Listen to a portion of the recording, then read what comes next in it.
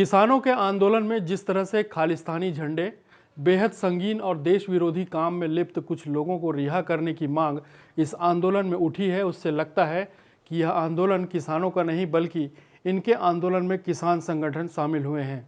इन मांगों के पोस्टर पिछले दिनों सोशल मीडिया में छाए रहे।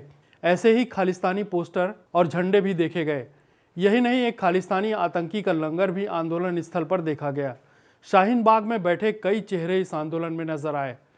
आंदोलनों में ऐसी ताकतों का शामिल होना देश के लिए बड़ी समस्या पैदा कर सकती है। आंदोलन में ज्यादातर पंजाब के किसान ही नजर आए। उत्तर प्रदेश सहित कुछ और राज्यों के किसान भी इस आंदोलन का हिस्सा हैं, लेकिन उनकी संख्या अपेक्षाकृत कम है, जबकि देश के कई हिस्सों में इस विरोध का प्रभाव नगण्य है। यह सही है कि सभी को संतुष्ट नहीं किया जा सकता, लेकिन ज्यादातर इससे सहमत हैं तो बाकी को सहमति बनानी होगी, क्योंकि इस बिल के समर्थन में विभिन्न राज्यों के 2 दर्जन से अधिक किसान संगठन भी खड़े हो गए हैं। किसानों के फायदे के लिए लाया गया कृषि बिल किसानों के विरोध में है, ऐसा कहीं नजर नहीं आता। यदि किसानों को कहीं शंका है तो सरकार बात कर उसमें संशोधन करने के लिए भी तैयार नजर आई। लेकिन यह कहना कि पूरा बिल वापस हो, यह किसी और साजिश की ओर इशारा कर रहा है। बिल में किसानों की आय बढ़ाने की पूरी कोशिश की गई है और किसानों को अपनी उपज बेचने के नए विकल्प दिए गए हैं, जबकि पुरानी व्यवस्था भी जारी रहेगी। किसान मंडी के बाहर भी अपने उपज अपने लाभ को सुनिश्चित करते हुए बेच सकते हैं।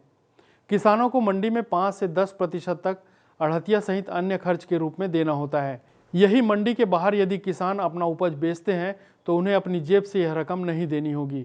इसी तरह से कॉन्ट्रैक्ट फार्मिंग के लिए भी यह बात कही गई है कि इससे किसानों को लाभ होगा, लेकिन किसानों का कहना इसके विपरीत है।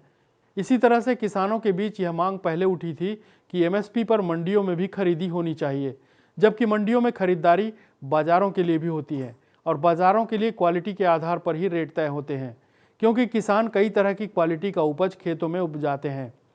यह सामान्य निजी बाजार का प्राकृतिक नियम है। सरकार के कृषि बिल में पुरानी व्यवस्था को छेड़ा नहीं गया है, बल्कि नए विकल्प दिए गए हैं।